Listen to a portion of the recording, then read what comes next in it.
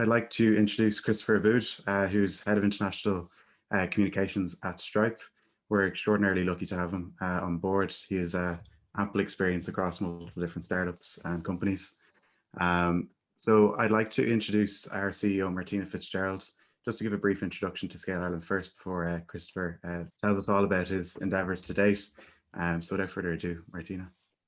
Thanks very much, Luke. And I think we organised this intimate chat with key professionals and startups to get the maximum value. We could have done a big event, but I think in this intimate setting, people can ask questions directly to Christopher, and Christopher can also give us a good roadmap on how he's got to his position, what he does with it, and what is effective communication. So I think we get more out of these kind of really intimate, informal and formal sessions. Communications is something close to my heart because I've spent 20 years in communications as a journalist, and also is key to our role in Scale Ireland because we're advocating on behalf of startups, and everything we do involves some form of communication, strategic communications, messaging, positioning. And on that point, it would be remiss of me not to mention and use this point to communicate that we have recently launched a membership model, and I hope you all have signed up or are looking towards signing up. But I have lots of questions for Christopher, so you're not going to get off the hook today.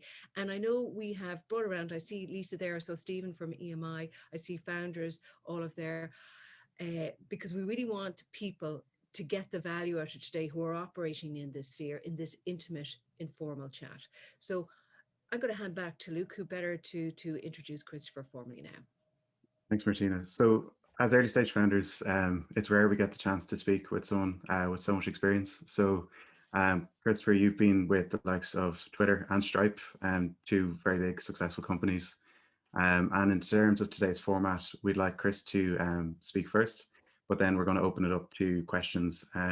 If you like, you can pop them in the questions chat box if you want, and I'll ask them, or feel free to unmute yourself towards the end and ask Chris directly yourself. So without further ado, Chris, over to you. First of all, thank you so much, Luke. Thank you so much, Martina. It's a pleasure. It's an honor to be speaking to all of you today. I'm very excited. This is my favorite part of my job at Stripe, and I think forever is helping companies, who are getting started or gotten started, but are thinking about how to accelerate, use the power of communications to their own advantage. And so I have a few slides ready for all of you, but feel free to interrupt me or even, or ask the questions within Slack. I'll keep it close if I can address it during the talk. But we have about 30 minutes of content, and then I'm happy to answer any question you might have. There's no dull question. And I'm also available after this by email or Twitter or Slack, whatever you decide, to help you all out. All right, let's get started. I'll share my screen,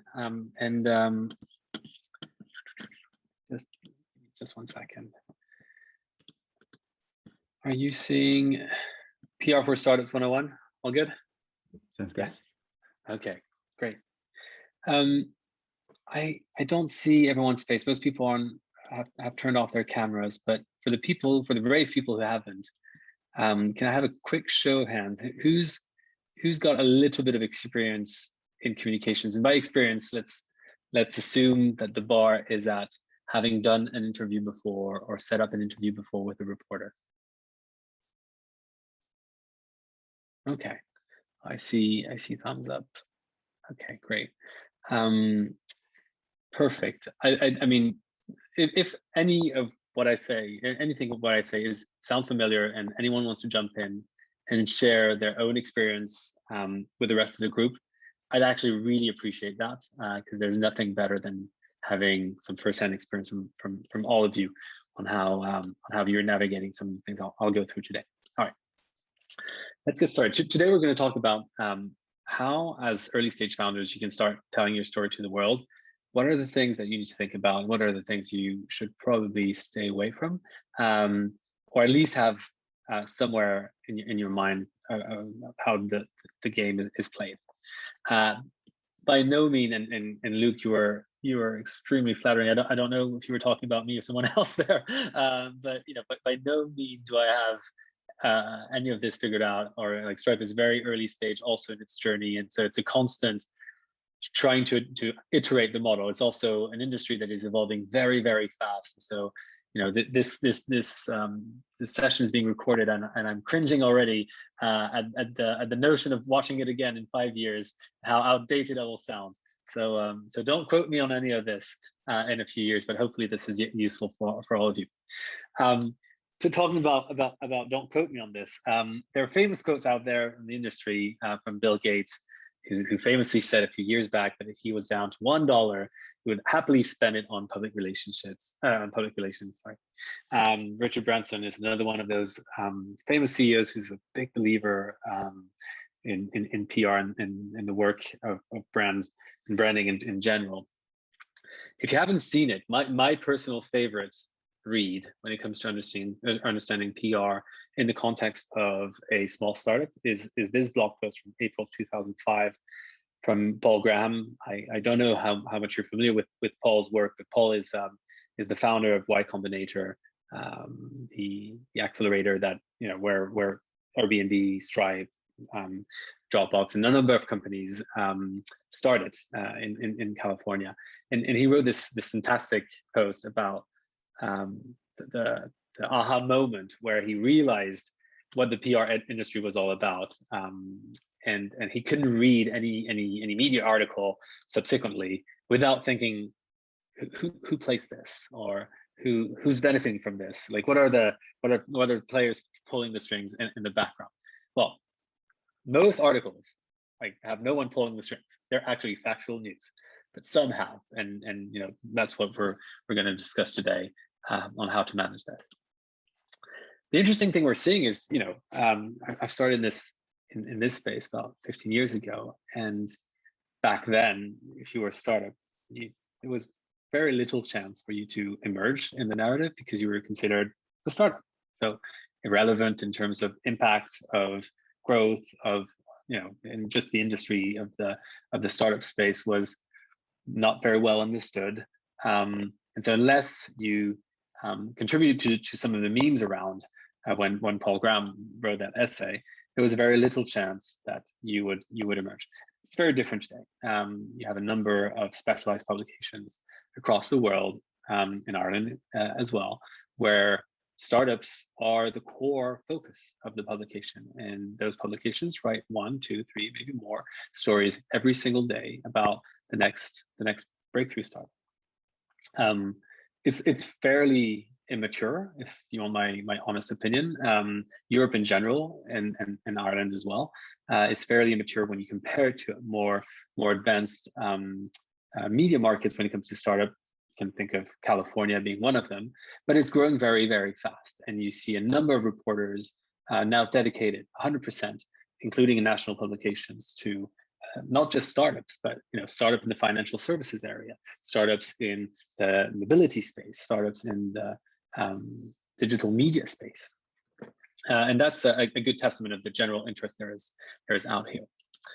And so, you know, naturally, all of you are here, and we don't unfortunately have the time to just ask why everyone is here, but I assume many of you are thinking about PR as a mean to get visibility at a fairly low cost, or building a brand in a very competitive market, perhaps, you know, attracting top talent, or, you know, making great customer or partnerships opportunities through the media. So it sounds great. Why not do it? And why not invest a lot of it? Just like Bill Gates said, why does it have to be the last dollar? Why not put all of my dollars in there? Well, the first thing, the first rule about this space, it's not a walk in the park. It's not easy, and it certainly comes, you know, it's a high reward, high risk type of space. And so I don't know if you're familiar with this chart. This is another blog post I actually really like, that's been written by a person called Aaron Zamast, who up until 3 or 4 months ago was the head of communications at Square. Before that, he was the head of one of a senior communications leader at Google in Silicon Valley. And he talked about the Silicon Valley clock as a, you know, there's a natural path that every startup follows. And, you know, you wake up, the awakening moment, is when you show yourself to the world. Nothing happens before 6 or 7 a.m. 6 or 7 a.m. you show up to the world, you have a fantastic day. By the time you hit 6 p.m., you are, nothing can beat you. Everything that you do is fantastic. And then you hit 6:01, and it's only downwards from there. And you go in the dark side of the moon, and everything that you did when you were on the rise, everything that you do, you haven't changed anything, but now it's being interpreted as a terrible thing. And you kind of go there until you go again and again. Some companies have gone around the clock multiple times. You can think of companies like Apple or Microsoft or others. But basically, if you're before 6, you're doing pretty well. If you're after 6, it's starting to get wrong. There's a version of this that is not Silicon Valley based. There's probably a nuance of it for Irish media, but it's not completely insane to think that some similar patterns are showing up over here, where you have lots of companies who, when they're small, when they're growing, they're the darling. They can play on a lot of the sympathy that you're getting. But the minute they become too big, the minute they have an impact that is outside their actual capacity, they start making mistakes, and they start getting into a place where their brand takes a hit, and it's only downwards from that until they're able to kind of fix the thing and kind of emerge positively again. I encourage you to read the blog post. I can follow up with all of you with the post in person that I just mentioned. So first thing first, and let's be practical here. When should you start thinking about PR? So many founders come to me and say, I have a PR problem. And when you can ask a few questions, it's not a PR problem they have. Actually, they have great PR. It's just they have a product market fit problem, or they have a strategic problem. It's not a PR problem. And so I think the first thing you should ask yourself is, where are you in your company journey? If you're pre-product market fit, meaning that you have a great idea, but you haven't really tested the product to the core market. You don't exactly know who your audience is. You don't exactly know what your revenue model will look like. It's not a bad idea to wait until you go and invest in PR. Use the time to build relationships.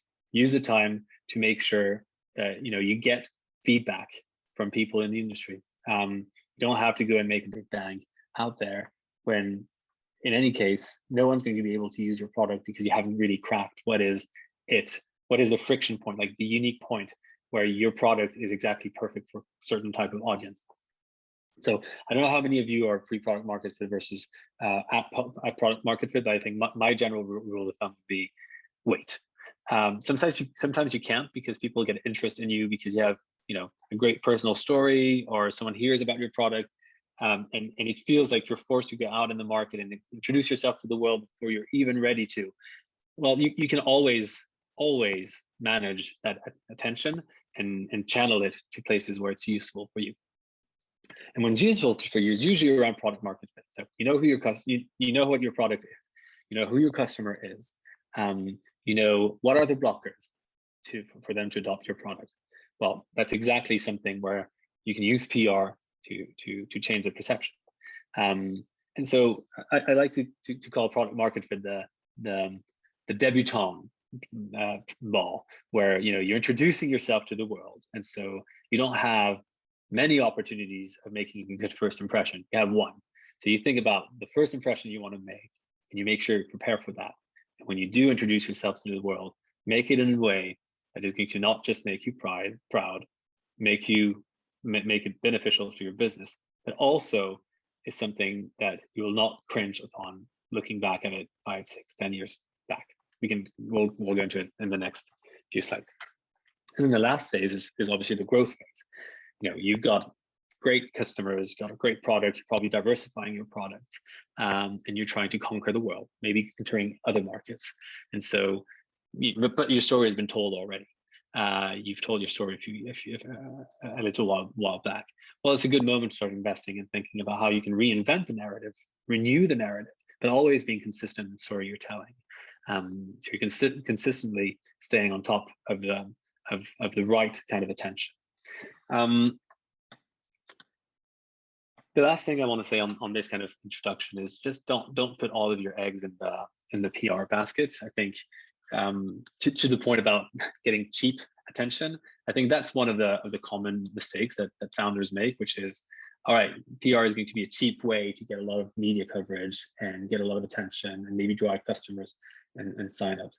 Well, I mean, sure, that can help, but the reality is you have other tools you can play with. In the comms industry, we tend to split into 3 buckets.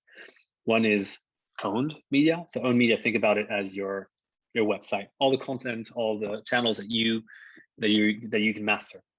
So it's your website, it's your social media account, it's your blog. It can be your own, YouTube channel. You have the paid element, which is pay to play. You are paying for visibility, for amplification. So think about it for advertising or paid articles you might have seen in the past in some business publication. There's like a special report on XYZ segment that's usually paid content and usually displayed. And the last bucket is earned, and PR falls into the earned media. It is about what others are saying about you. And so I think the earned media in particular is the art that we're going to try and talk about today. So just to clarify the different options that you have in front of you and the pros and cons. And by the way, again, like you want to think about this holistically, not just think about just investing in one of the 3, because they actually really well complement each other. The different options you have in front of you, your owned content. Good news about it, you control the story. You're the one writing the blog post. You're the one writing the newsroom posts or like editing the video. A16Z, which is a venture capitalist company firm in the US, does this very, very well. In Ireland, Intercom is clearly a global leader in that space. But it requires a huge investment, commitment, but very little immediate return, because you're really playing the long game here of making sure that you build your own audience. They read what you have to say, or they watch what you have to say, and then they kind of talk about it and amplify it. So you're really playing the long game. It's expensive. It requires a lot of in-house support, or if you're outsourcing this, a huge investment. But it can be a fantastic return. Paid is kind of the easy route. It's just a matter of money. So if you have the money, you amplify it, but and you reach the audience that in theory matter to you. But it's relatively expensive unless you're able to make a case for return on investment that justifies the cost. But it requires also a lot of test and learn. And in general, the quality of the message is a little lower, and you can't go very deep on advertising. You usually kind of use it for brand awareness, like top of mind brand awareness, or demand generation on a given product. The earned aspect is the art I was mentioning earlier. The benefit is very clear in the sense that, just think about yourselves. Who do you trust more? Your friend telling you about a given product or a given company, or the company telling you how great they are? You want to have that third-party endorsement that is going to make it a lot more credible and a lot more audible, especially if it's happening in the channels that you yourself are trusting. But obviously, the problem you have with earned media is that you're dependent. You're dependent on the point of view of others. So right now in the communications industry, there's a really, really interesting debate going on whether we should completely drop PR.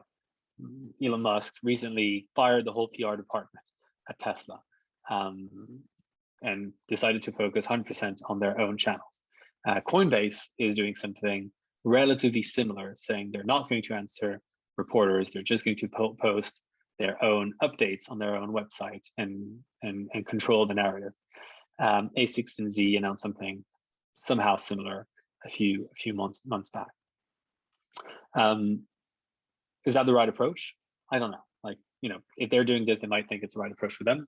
That's not the way we're thinking about this at Stripe at all. We're actually thinking about this as a very holistic view, and so far it's been really interesting to see kind of how these whole worlds, kind of who are by the way, very different expertises for professionals in the communication space, how they actually interact and how they benefit one another.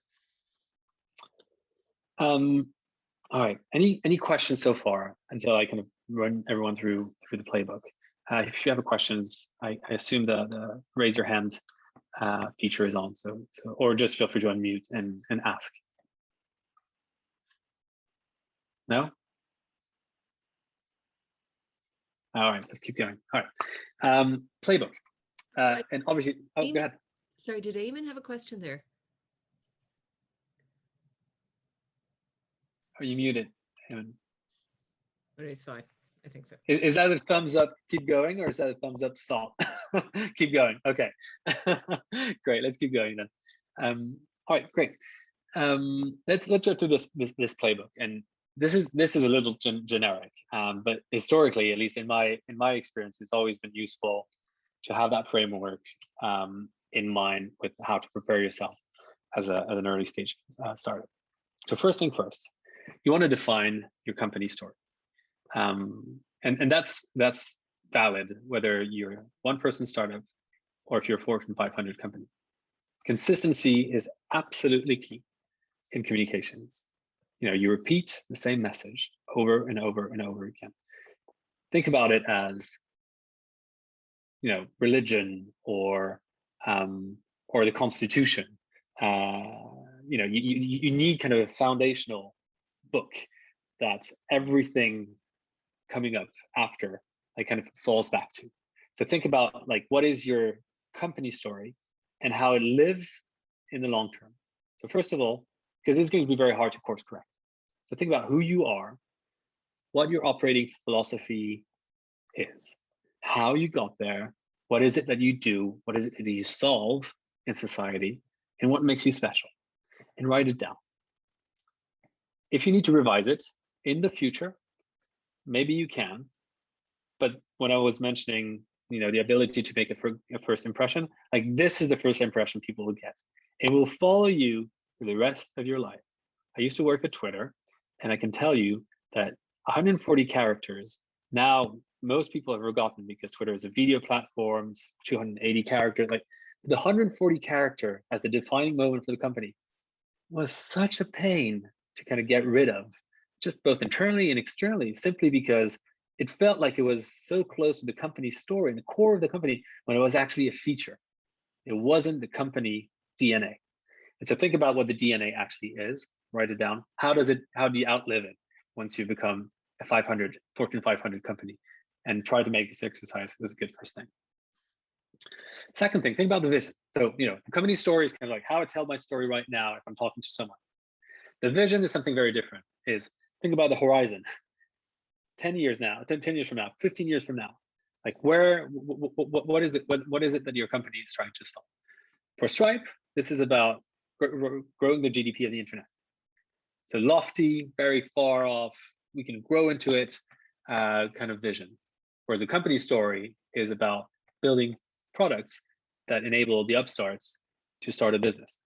So think about it, the consequences of all of these upstarts will be that growth of the GDP. That's our vision. We're not the only ones with the kind of vision, but Patagonia, IKEA, Dropbox, Tesla, they all have really great, and most companies actually have it. So think about the vision that you're going to be able to never change, or at least change at the margin, because it's so core to what you're trying to do it, and try to condense this in one sentence. And so the way you're going to do communications in the future, once you've introduced your company story, and once you have clarified your long-term vision, is you're going to start seeding, it's like the little breadcrumbs every time you have a new product update, every time you make a new hire, you enter a new market. Those are the breadcrumbs that are fulfilling the vision that you've laid out relatively early on in your career. When I look back I joined Stripe about 5 years ago. And 5 years ago, I remember doing a lot of homework, trying to understand what was the company. And by then they already had a fairly good brand. Stripe had a fairly good brand already, but essentially that brand was in Ireland and a little bit in the United States. But it's interesting because I was hiring, we're hiring a few people these days. And so I was working with a recruiting team on trying to find the best company stories from today that we can share with potential candidates interested in joining Stripe. And so, I had fun reading those 2012, 2013 stories. Stripe is about 10 years old now. And I was shocked because the story was exactly the same. Only the examples, the scales, the numbers changed, but the vision and the drive and the messages were actually super consistent. And that predated having a comms team at Stripe. It was very much founder led. So I think that's something you should all, as founders, think about have very top of mind as you start thinking about this topic. Okay, so you've got kind of the company story, you've got the vision. Now you want to articulate the message. So the message is going to be when you show up somewhere and you have something you want to share. What is it that you want to share? What is it that you want the person in front of you or the people in front of you to go out with? And so there's a common framework. It's not an industry framework. I personally like to use it. I know a lot of people like to use it, but I actually find it pretty simple. It's called the message house. Message house, as any house, you have the foundations. They're the evidence, the proof points, the supporting points. On top of those proof points, you have three core messages. They're the pillars that the house is built on. And then on top of it, you have the roof.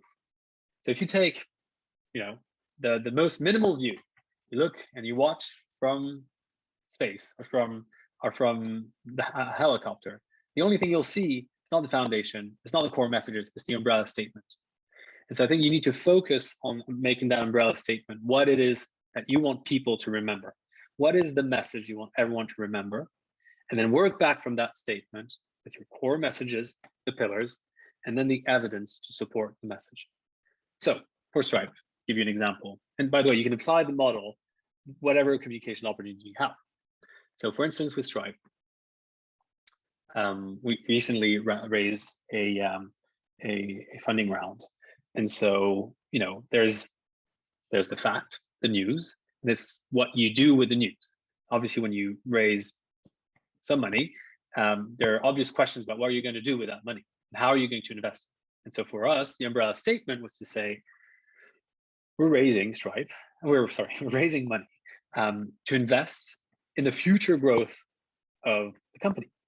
The future growth of the company, meaning that most of the growth is ahead, not behind, because we actually think that we've only scratched the surface of the opportunity. Going back to the growth of the GDP, that's fairly consistent. When you think about, Stripe being a pretty tiny company in the financial services space, which itself is a pretty small fraction of the global GDP. And so the umbrella statement for us was, we're investing in the future growth. We're a high growth company in a hyper growth market. The core messages were, how and where we're going to go and invest. So one of them was we're doubling down on Europe. It's a huge opportunity for us. And Ireland in particular is going to be where we're going to put our springboard. The second was to say, we're pretty well known within the startups environment and ecosystem, but what people don't know about Stripe is actually now most of our growth is coming from very large Fortune 500 companies. So that's the second pillar we want people to remember when they think about the hyper-growth opportunity that is in front of Stripe. And three is just to start talking about the actual size of the problem that isn't solved. Yes, we're solving part of the payments problem, still have lots of progress to make, but we're solving parts of the payments problem. There's so many adjacent problems. I mean, as founders, I'm sure if I ask you, what are the things you wish we could solve with a couple line of codes, you'd have tons of ideas. And maybe it's around taxes, maybe it's around other things. And maybe there's something we can do to help. And so I think those were the three pillars. And then the evidence, the proof points, the support elements were all the things that we had done over the past couple of years. The new markets we had launched, new products we had launched, or just the research that we had identified showing that the size of the opportunity was still very, very large, or just the user stories that we have collected. So is that point clear? I just want to make sure that you can use this for a given event. If it's a new round, you can use this kind of framework. If you're thinking about making a big deal of recruiting, you're hiring 100 people for your company, and you want to make sure that that's the message that comes out, that you can readapt the model depending on what occasion you need to do it. But like, to me, is a good mental model to just introduce the message, introduce yourself, and make sure that the person in front of you remembers what you came to tell them. All right, so that's 3. So you know your story, company story, you know your vision, you know what you want to talk about, and you've articulated in a way that is very understandable, like that is easy to understand. All right, now let's be a bit more,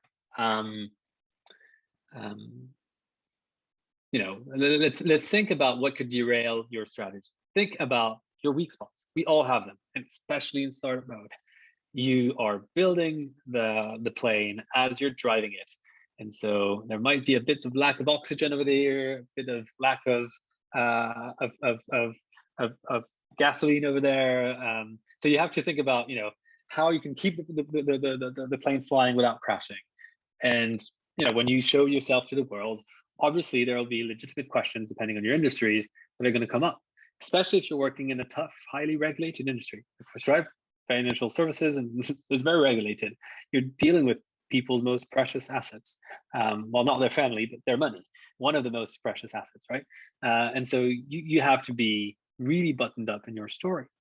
And most of the PR mistakes that happen are not because the company or the person has something to hide, but because they're not prepared for the answer and they speak too soon and therefore create doubt and then kind of stumble, and it becomes a slippery slope for them. So know your weak spots. Your weak spots are, legitimate question that anyone in their right mind would want to ask you to clarify. And some questions are dreaded. There's always some answer. So the way you can answer this, kind of a framework to do that is, frame the issue, clarify the company view, and bridge your safe space. So I'll give you an example from my Twitter years. Back in my days, the issue of online abuse was and is still very, very, very top of mind for everyone whenever they thought about Twitter. And in the industry, in the tech industry, there was a great there was a great precedent of very, very tough content-related issue that had been solved through technology. And that issue was child pornography, where all the companies in the industry had gathered and kind of marked content so that it couldn't go across different channels. So it was a really good undertaking back in the day by the industry. And so the assumption was that when it came to abuse, we could do something relatively similar. Technology could solve it all. Problem is, it's absolutely not possible when it comes to live interaction. The models are not trained enough, and there's too much nuance to do that. And so whenever Twitter was being asked about this, the kind of default model throughout the years was along the lines of, this is a societal issue. I mean, abuse has existed before Twitter. It will continue after Twitter disappears. This is a societal issue. We take no advantage, have zero benefit, quite the contrary, of being exposed or having this happening on our platform. So acknowledging the problem and showing that you have nothing, that you're not taking any advantage of this.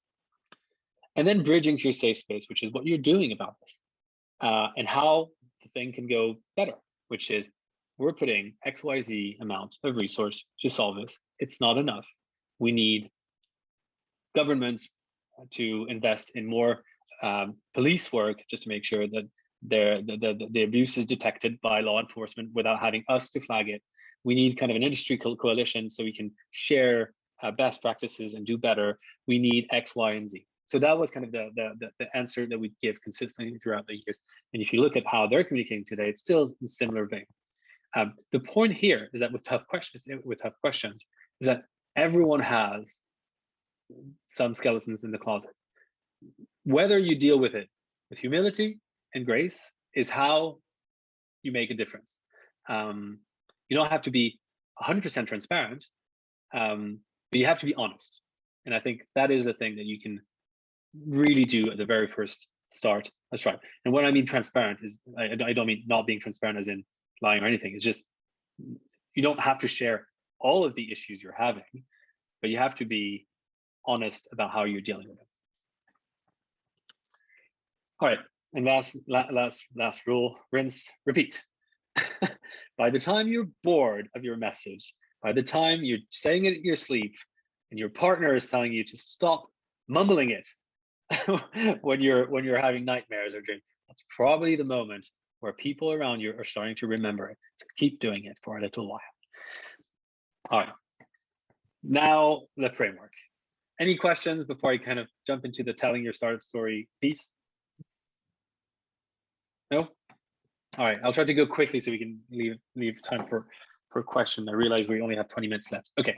Okay, you're ready for the debutante ball. You're ready to just introduce yourself to the world. Just, you know, put yourself in the shoes of the person who's going to receive the news. Let's take a reporter. It doesn't have to be a reporter, but let's take the reporter as a proxy. And why is it even interesting in the first place? Is it significant? Is it new? Does it kind of align with what's happening in the world today? What are you solving? And most importantly, can you tell the story or show it easily? If you're operating in technology, it's already pretty hard, because the last thing a television show wants to show is a computer screen. If you're operating in as a tech company, and in the B2B space, or worse, the B2B financial services space, worse, APIs, well, it's very, very hard to make your story tangible and personable for the person in front of you. So think about it when you're telling your story as a proxy to how it will be received. Some of basic kind of guidance on how to frame it and how reporters think. You might have heard of what a press release is. What is a press release if not a kind of simple tool for a reporter to gather the facts he needs to start thinking about his story? And so what a reporter has, every single story comes with 5 W's: the who, the what, the when, the where, the why. Like, that's how you're trained in journalism school. And so you, as a professional, you try to make it relatively simple for reporters to identify those little pieces of information within your story. So make it easy for them to just pick them up, prepare the visuals that will help them tell the story. If they're a broadcast, you need some video content. If they're a website, they need some photos or social media kind of proof points. And then 2 last things. They're kind of good practice, good hygiene. Think about what your dream headline. Just let's make sure that your expectations are correct. Your dream headline is not going to be what you'll see and what you'll read. What you're going to try and do is match your dream headline with what the reporter actually says in the end. Having it clear in your head is a good, useful function of, it's a good GPS into the interaction with the person you're talking to. And safety check. Think about how your customer is going to read this. They're your most important asset. And it's easy to think about next wave and forgetting about who you already have at your core. Stripe, early days, I remember, we're always asked for reporters to give them, who's the next big startup? Who's getting a huge growth in revenue? Who's getting, which sector is doing really, really well? We could have been on the front page every single day, but is it what we wanted? No, absolutely not. Payments is a trust game. If you start seeding information about users, you're not going to win in the long term. So obviously you don't do it. And so, it's easy to kind of get attracted to the short-term gain and forget the long-term impact this might have. So just remember that as a safety check. In terms of the don't, jargon, lying, taking shortcuts, as I just mentioned, or just overdo it.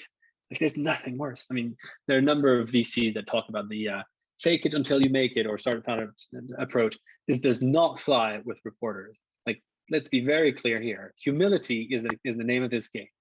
And you want to positively surprise as opposed to disappoint. So ensure that you're consistent throughout the years with that approach. All right, just a few rules, and then we'll stop there because I realize we're already past time, taking too much of my time. But there are two conflicting views. There's the bias from reporters about entrepreneurs, and there's the bias about entrepreneurs about reporters. The truth is in the middle. But just know that at the end of the day, if you're engaging with reporters, they're the one holding the pen. They're the one who are doing their jobs at reporting. And so you are the one who needs to adapt to their expectations. If you decide to play this game, you can say, I don't want to play the PR game. I'm focusing 100% on my own channels. Okay. But if you're playing this game, you have to play it by their rules. Their rules are, their expectations are, they're looking for news, they're looking for data, they need tension, otherwise it's just not interesting. So what is it, the tension that you're willing to concede? Is it the competitive element? Is it something that you did in the past that didn't work and now is working, or vice versa? So don't call a reporter if they're putting tension in their story. They're just doing their job. If it's not fair, explain. But don't assume that they'll just write puff pieces all the time. They won't, and they shouldn't be expected to. It would be a bad thing as citizen to have news media that did only that. And last, they need relatable stories. So you can help them by providing examples, like personal examples of yourselves as founders or your users or other things that make your story understandable for anyone. And just remember one thing, it's one thing to be a champion in your own country. And Stripe knows a bit of about that in Ireland versus the rest of the world. It's another thing to operate internationally. If you're a local startup, you're going to get a lot of attention by your local policymakers, local investors, local reporters, and this will create a very nice kind of self-fulfilling prophecy of everyone talking about you in positive terms until it's not very difficult to get kind of buzz going. Don't expect this to happen everywhere else, because if you're going into the United States or the rest of Europe, most people will have never heard of you, and you won't have the sidelines, the crowd cheering for you. So you need to have to think about how you orchestrate this to make the rest of the world also lift your story. The rules of engagement are very different as well. I mean, obviously, you can go out and have a drink or have a coffee with a reporter from the Irish Times and kind of build this relationship over time. It's much harder to do this with a TechCrunch reporter who's based maybe in London, maybe in Paris, maybe in the US. And just to remember two things. Reporters are racing against time and they need to go to news first. Not everyone does. Like there are variations between reporters and in terms of how they operate. But in general, those two rules mean that you don't want to make a reporter waste their time with you. Be respectful of their time and obviously be clear with with what you're doing. So I think there's nothing worse for a reporter to think they're getting exclusive information when they're not. And so I would encourage you to err on the side of transparency with them. Again, for long-term relationship building. All right, and then I think that's my last, on 2 slides left. Checklist for your first interview before you get started. We'll share the deck afterwards, so don't worry about writing any of this down. Be prepared is the general idea. Know what you're saying. Make sure you're driving the conversation. I don't know how many of you play tennis. I used to play tennis with my grandfather, and I was always surprised by how he would never move, and I would run like crazy during an hour because I kept on throwing balls back at him, and he wouldn't move. He would always have a good positioning and send me from one side of the court to the other. And he beat me until he was 85. I never got to beat him. That's very frustrating when you're very fresh 25-year-old. But anyways, the point here is you're driving the conversation. It's a little bit like tennis, where you don't want to be passively answering questions after questions. You want to be able to drive the question that you're being asked, the answer you're being asked, to the next question. So we're orienting the conversation in a direction that matches your objective. So that's why it's very important for you to just, 1, know about where you're going, what's the end of the road, and 2, know how the game is played so that you're able to manage, and you'll get better at this with time and practice. Last, stay friendly but on your guard. You might have a very positive relationship with a reporter. but their job is to report the news. Their job is not to make you look good. So just keep that in mind, because the minute you do something bad, even if you don't do it, like what will help you is your ability to show them that you didn't mean it, or that you're doing the right thing to solve it, and that you're honest in the first place. Not, you're not going to Armstrong anyone into not writing a story, or writing the story you want them to write. You're not going to do it. And I think last tip is, you're not expected to know everything, just like that. So if you're in a position to follow up, it's very hard in a live TV interview to do that. In which case it's probably easier to say I don't know than saying something that is wrong. But in most cases, you can always follow up. All right, last question that I get all the time. So I'd rather anticipate it before anyone asks, is like, should you manage your PR in-house or through an agency? And the honest answer is, it depends. It really, really depends. I'm sorry, I can't give you a clearer answer than this, but 2-3 kind of guiding principles for me is early stage and early days of the startup. The founder or one of the founders needs to stay very close, because this is the DNA we're talking about. This is not a sales acquisition channel. This is the DNA of your company we're talking about. Very, very important. And so, you want to make sure that the founder has a toe or hand dipped into the PR and the communications work. It's 10 years, like Stripe is 10, 11 years old now, and John Patrick still review every press release that goes out at Stripe. That's how much they care about it. And it's the same for any copy that goes on the website, by the way.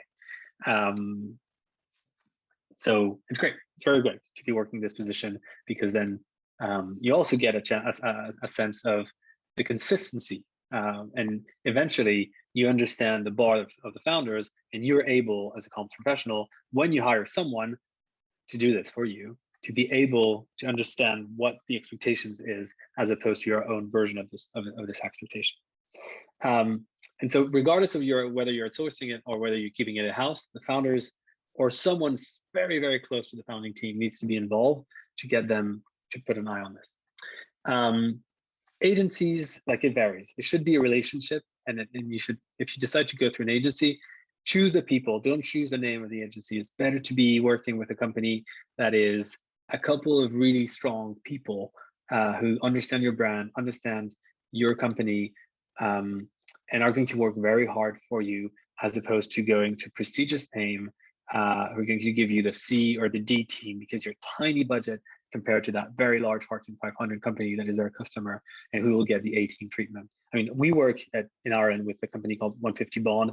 I don't know if you heard of them. I don't know if even one of them is on the call, but I'll say it. Like, we started working with them when it was 2 people, because we knew the people who just were starting this company, and we knew they were really great. I think now they have 25 people, and they have really good clients. And I think, you're always choosing the team, and that PR agency is going to be the company, or the people in the PR agency are going to be the people representing you to the rest of the world. So you also need to think about how well you choose them. The parallel I draw is with recruiters. When you're an early stage startup, it matters a lot more who are the first 5 hires that you bring to the company than when you're 1,000 people in a company, because those 5 hires are going to in turn hire maybe 5 people or 10 people, 50 people. So the more you dilute the quality early on, the more this is going to be a problem in the future. So keep your bar very high, the same high bar you have with hiring, keep it to communications. And with that, that's it. I'll stop sharing my screen. And hopefully I have more time after this if you need for questions. So no problem. Sorry it took a lot longer than I expected. No worries, you covered pretty much everything. It was really comprehensive, which is fantastic. If anyone has any questions, do feel free to unmute the mic. Eamon, I see you have a question there. Oh, I think you're muted. Still muted, Eamon. It might be to do with your mic settings. No worries. Yeah, that's exactly what it was to do with. It was my mic settings. And this had another thumbs up. Well, fantastic presentation, brilliant. But my question is actually more oriented towards I appreciate, if you need to build, that relationship with either a reporter, but before you even have that, do you have any kind of ideas regarding how to approach even kind of reaching out to people and forming those connections? Yeah, it's a great question. I think the ideal scenario is you're not the one reaching out to them; they hear about you from others, and so your investor is a good company is a good partner you can leverage. Scale Ireland is probably a good partner you can leverage, and others in your orbit of people in the know. Because again, to the same point about your customers trusting a third party that they know already, you want to leverage this. This is, applicable in your local domestic market. It's also applicable internationally. So when you're thinking about, expanding to, say, the United States or another European country, it's not a bad idea to bring an investor within your capital that will open your doors there as well. Because then obviously you have a foot in the market, and it's very helpful to have these allies in the first place. Makes sense. Thank you. And Richard, I think you've your hand up. Hey, Christopher, thanks a million for a very insightful talk. Two questions, both unrelated to each other, I guess. First one being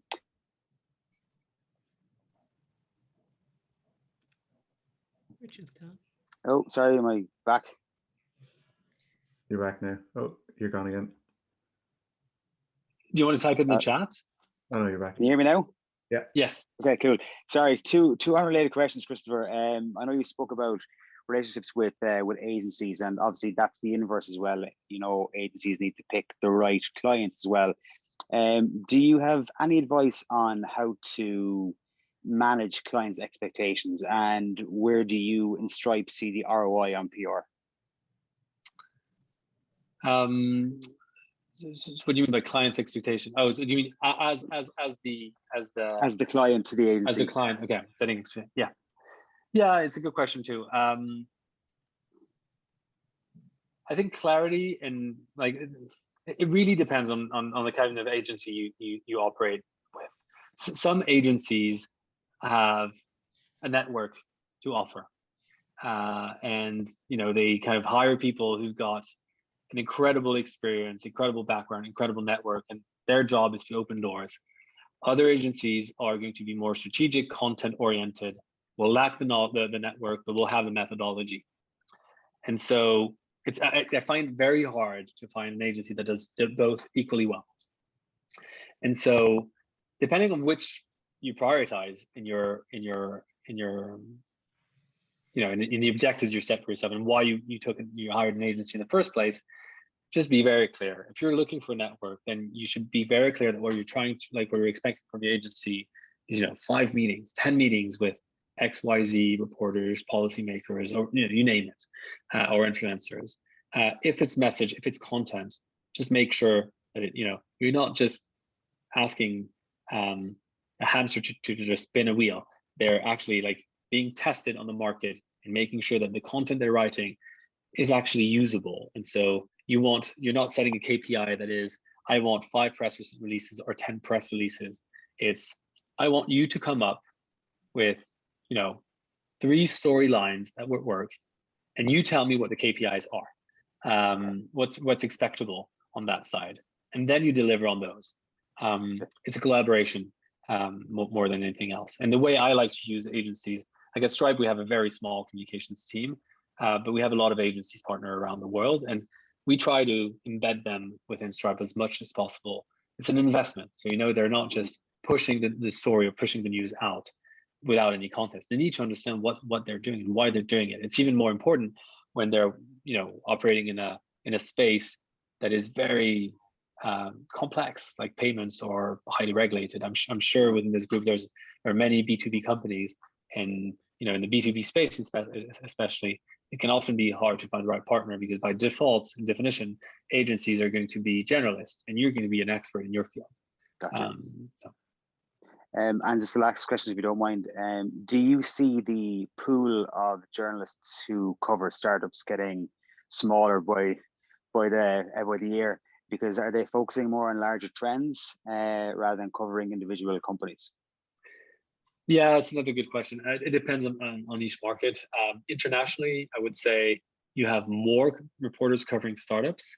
Well, I mean, if you take a step back and think about the startup story in general, you have more coverage of the startup story globally, both because you have more dedicated reporters to startups, but because in mature markets, in mature media market, the term, but the old economy reporters will also start getting interested into the startups. And so, to give you an example, in the US, the company covering the Stripe in the New York, the reporter covering Stripe in the New York Times or the Wall Street Journal is not the reporter covering startups anymore. It's a reporter covering financial services companies. So they write about Goldman Sachs in the morning, JP Morgan in the afternoon, and Stripe from time to time.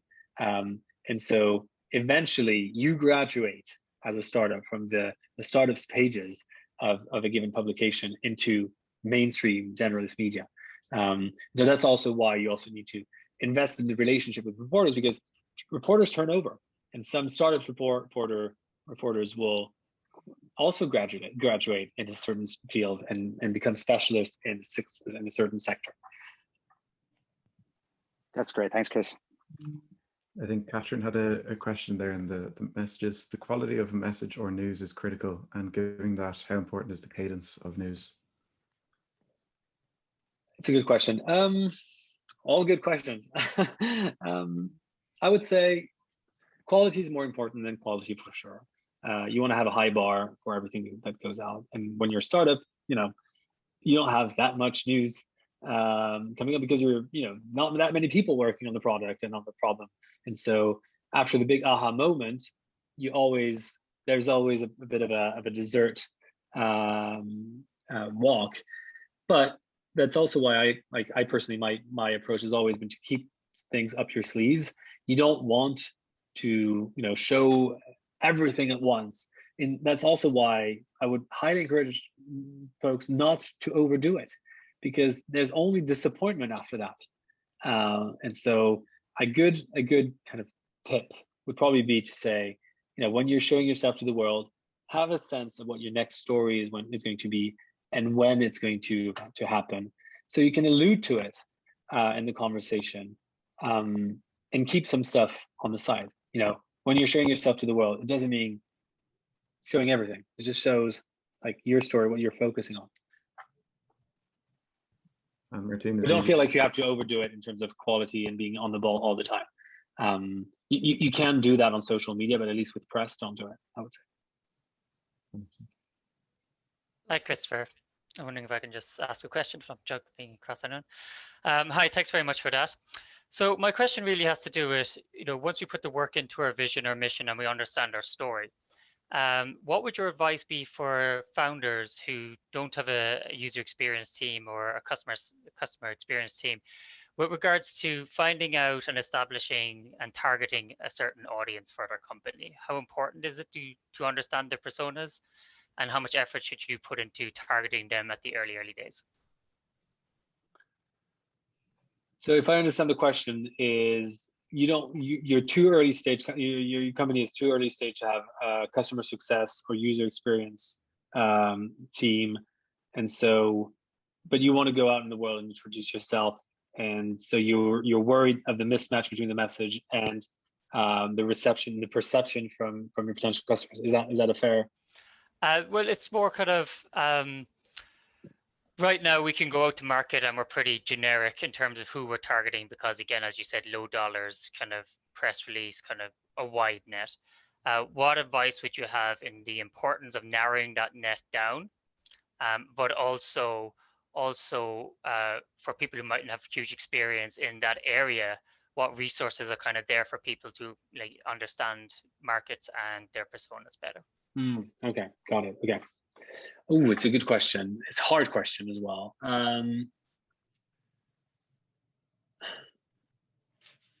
I think it depends on which kind of company you are. If you're in what kind of product you're building.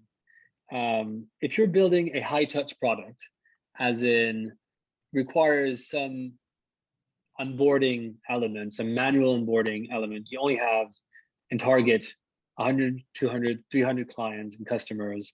Oops, sorry, my computer froze. Can you still hear me? Mhm. Yeah, okay, great, sorry. And I would say you probably need to narrow it down before you're going to the market. And to do that, you rely on your anecdotal sales conversation or interaction with your customer. If you're a self-serve product, targeting like available for anyone, I would encourage you to look at the proxies. Some proxies you can use publicly. Is it Twitter chatter, if you're even conversation on Twitter, or Reddit, or like wherever your customers are talking about either your product or your space?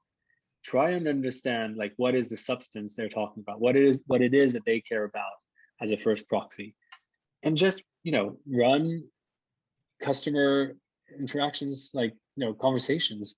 Reach out to some of your top customers if you have them already. If you don't have them already, it's probably better just not to do any PR yet because you're way too early.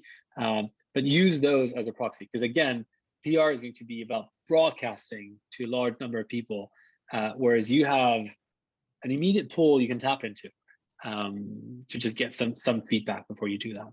You don't want to be the person who's just tone deaf, just going out to the market and sharing a generic message, and people don't understand like you're targeting them because it just completely misaligns with what they actually care about.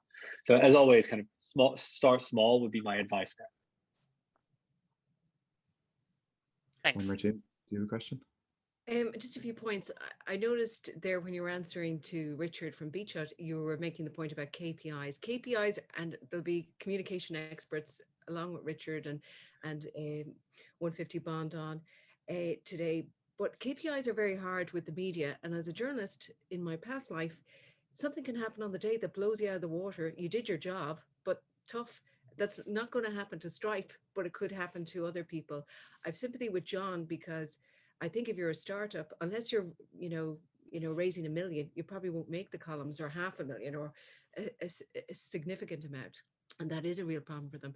But two specific questions. Do you think communications, and this covers whether you're a founder, whether you're a national organization, whether you're a communications expert, do you think communications, and for yourself, siloed sometimes and devalued? Because we have head of marketings in many startups or in many multinationals, but head of communications or communications as a role that people think they all can do it, it's just an add-on. And I was delighted that you started with Bill Gates, but that it isn't valued to the level it should be. And I'm delighted to hear that your two founders play such a prominent role with you in messaging. And secondly, the do nothing kind of action, which is so important. How hard is that when you're a Stripe? You've got all these thousands of employees with social media personal accounts, and how do you make sure they or your founders don't go and go off board?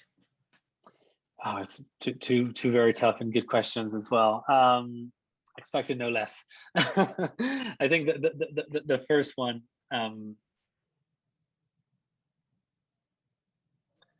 well, just a comment on the getting bumped out of the news. I think that's the game, and it's also the game for Stripe. We get bumped out of the news often, and that's fine, because you're playing the long term with a reporter, and I think overemphasizing on PR in general and getting and optimizing for the coverage is just a wrong call. Your first priority should always be your customers, should always be your product, and I think no matter how much attention John and Patrick put into the message that goes out of the website, you can imagine that the reason they're doing that is because they want it to reflect the product just as much as and the attention they've given to making the product really, really good. And so just let's not confuse kind of the priorities here. Product is customers first, and then PR will naturally kind of go down much more easily after that. To the question about how do you make sure that in a company that's we're about 4,000 now at Stripe, and when I joined it was about 400, 350 people, and Stripe has always had a very transparent mindset of making sure that in order to function, We don't want to be siloed. We need people to be to access the information they need to have to do their job. I mean, it's different in all companies, and the level of comfort that a lot of founders will have in that. But what Stripe has done pretty well historically has always been to create a common sense of purpose for every single employee in the company, so that they understand that there's high value in having a communications function that is going to take care and think about how to use the news.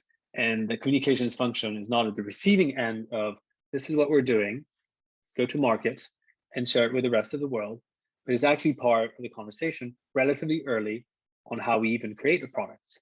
And it's not just communications, it's legal, it's policy, it's all those adjacent, or HR is a good example of making sure that, you know, the communications team, as well as the other strategic teams, have a seat at the table and are able to express their views and influence the way we operate and we run our company.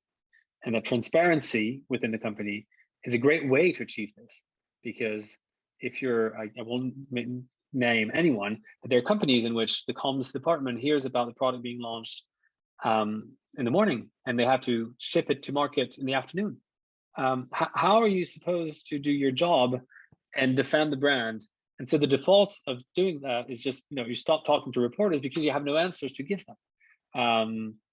And whereas in our case, we try and be available and try to provide context. So that's the first. The second thing is talking up to people. You know, internally, you can talk up to anyone about and educate them about what comms does. You know, it's a bit of a black box for most people. It's a bit of an art. It's, you know, what's the difference with marketing? What's the difference with policy? Like, does it include social media? Like, people start to think about channels as opposed to message narrative. You know, expose the people within comms. They are usually a good comms person is a general athlete, and so the way we did it at Stripe, like the comms team, you know, preceded the policy team or even the marketing team at Stripe. And over the years, we kind of given a lot of our Legos away to people who are much better at these things. But you know, we hired a first head of comms very early in our career, and very early, sorry, in the Stripe journey. Because we had a pretty good sense that the company that the founders wanted to build was going to require, or was going to have this kind of impact that would require someone to educate the market on our terms. And so, you know, that might be very different in each company, but I think for us, it was very early, like I think our founders realized very early on that we would have to build our own story as opposed to being bucketed with the rest of the industry, because we're taking such a different approach to how we're operating that we didn't want, we wanted to be able to tell the Stripe story on our terms. I don't know if that answers your question. Sorry, I realized I kind of answered all of them at the same time then. And Richard, I think you have your hand raised again. Maybe? Nope, sorry, I've got to take it down. No worries. Okay, Grant. I have a question myself, Christopher, in terms of how does one become head of communications at a high growth tech startup scale up? What's kind of well, I mean, it's a good question. There are multiple paths. I mean, I'm just looking at my team today. Some people were reporters and they've evolved into the communications role. Others came from sales and realized that they were more interested in telling their users or their customers stories than selling them anything. So some people come from politics because you know, politics is a very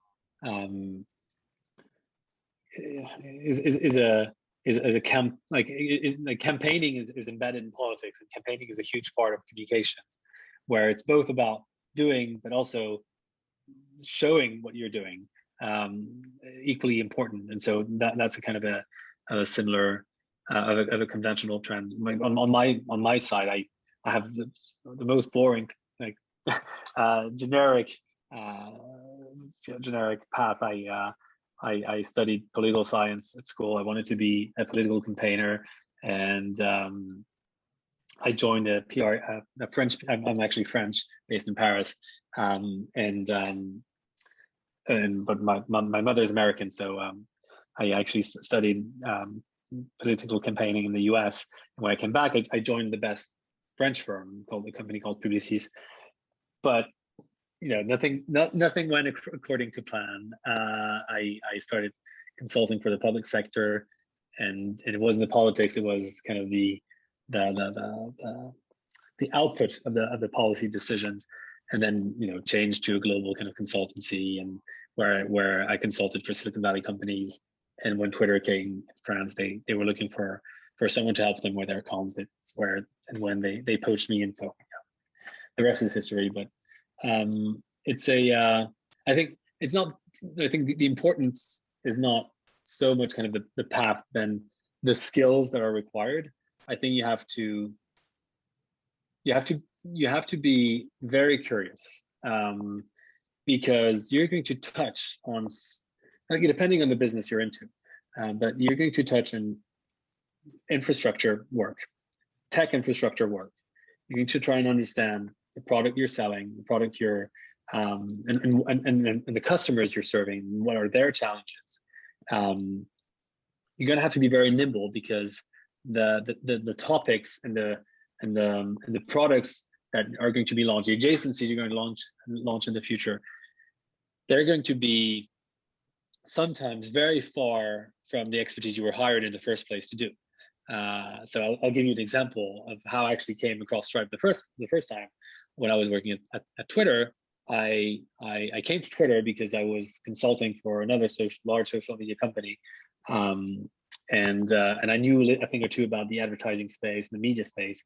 But when I was hired by Twitter, relatively quickly, we launched a commerce product, and that's when I met Stripe for the first time. I think that was 2014.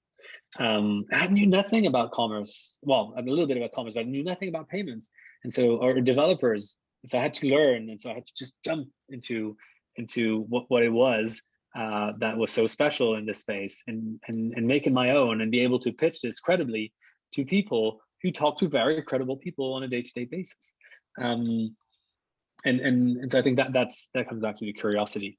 And then the last thing is you have to be an excellent writer or storyteller, and a good networker, because again, you're trying to convince people, you're advocating, and trying to get people to understand why you're so passionate about your company, and why they should be so passionate about the company. And so those kind of set of skills, you can find them, as I said before, in sales, in politics, in the media, in many, many, many different places. Hopefully that answers your question. Yeah, that's brilliant. And Lisa, you have your hand up. Yeah, hi Chris, thanks a million. It was an excellent presentation and lots of food for thought. I'm with European Movement Ireland, so we're less of a startup, but still an NGO, and so something that I really kind of got thinking about there, and I'd love to know a little bit more on is how you just, like, as a small fish in such a big sea, like we're talking about European issues, we're sort of communicating Europe in Ireland, and I'm trying to have a voice on it, but then also managing stakeholder relations and things like that. So I don't know if I have a direct question, but just how you kind of, not somewhere like Stripe, I guess, but with the smaller fish, how do we compete? How do we get our voice out there without having to put, as you said, with the earned versus, the different types of communications and PR? How do we navigate that, and what's the best way to sort of do that, with a particular focus on sort of media attraction? It's the $1 million question you're asking right here. And my rule of thumb, and maybe others will differ, if I'm sure other people in this call might have some experience. If they want to share, please feel free to. But my experience is you're optimizing, again, for like taking a long-term approach there. You're optimizing for the environment around you to be able to share and talk about you in the most positive, accurate light. And so the way to the heart of the reporter maybe is not through your own name and your own brand, but maybe it's through the users you're supporting. how do you make sure that whenever they talk about their success story, whether they're, two people started getting their first interview, or they're a Fortune 500, they emerge into a Fortune 500 company, how do you ensure that you are part of the storytelling for how they got there? And so to the point about focusing on your product, focusing on your users, again, if you do this and you're playing the long-term game, you will get some benefit eventually. You might not get benefit from everyone, but you will find the fans, the people who absolutely adore you, you build special relationships with, and over the years, that will pay back. That's kind of a theoretical point. How do you action it in practice and make it and accelerate kind of the timeline? I don't know if you can play the same game, and I'm going to start talking about the secret sauce here, but it's okay. When I started Stripe, I think I was managing France and Spain and Italy, and to the point about folks not caring too much about anything or any company that's not from home. France, Spain, and Italy are very they're very self-centered, and they won't cover a company unless it's a huge Silicon Valley company or they're a local champion. So I had to be creative in how to start raising profile of Stripe with the people I wanted to talk to, because I hoped, and I kind of knew that one day we'd be a company they'd be wanting to talk to, but I didn't want to be on the back foot by then, and I wanted to start building that relationship.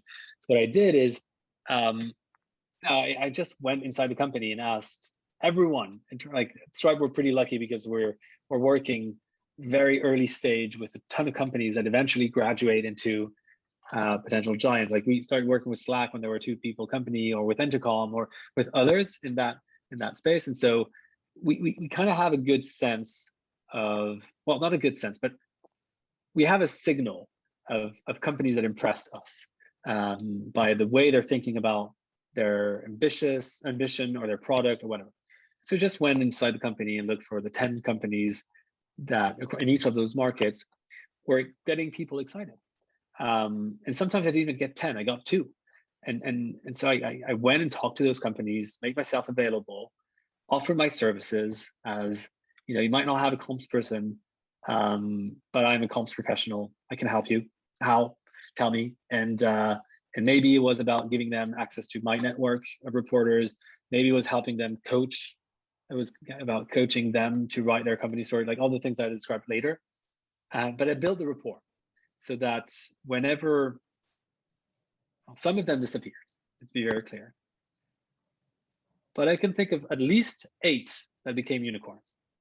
And those 8 unicorns today are Stripe's top champions in Europe. I won't say which ones they are, but that's the kind of long-term game I'm talking about. And they talk about Stripe, not all the time. They have their own agenda. They've outgrown us now in terms of share of voice in their own market. And so that's completely fair. But they're always available to say how we've helped them whenever we're trying to share a story about ourselves. And at the time, I remember very well having very good conversations with reporters saying, when I said, I'm Chris, you might have not heard about Stripe, it doesn't matter, but we've heard about this company, you'll be interested. And just making that connection meant the world for the reporter, meant the world for the company, and it pays back now today. Secret sauce, don't tell anyone. Thanks a million. That's brilliant. I'm conscious of time, Chris. You probably have a lot of work to do for the rest of the day, but I actually have to eat lunch. Exactly, we're all human. But brilliant. Thanks again for coming on board and giving up your time. I think everyone found it really invaluable. And thanks everyone for participating. I think having the audience engagement is key. So thanks again. I look forward to future sessions. Well, I'm CAB at Twitter. Sorry, CAB at stripe.com, and on Twitter I'm CABBOUD. If you ever want to reach out or have a question, I don't guarantee I have answers to everything, but I might be able to help you. So thank you so much for inviting me. I really, really appreciate it. It was fun, and anytime. Anytime at all. Thanks very much. Thank you. Bye. Have a good day, everyone. Bye.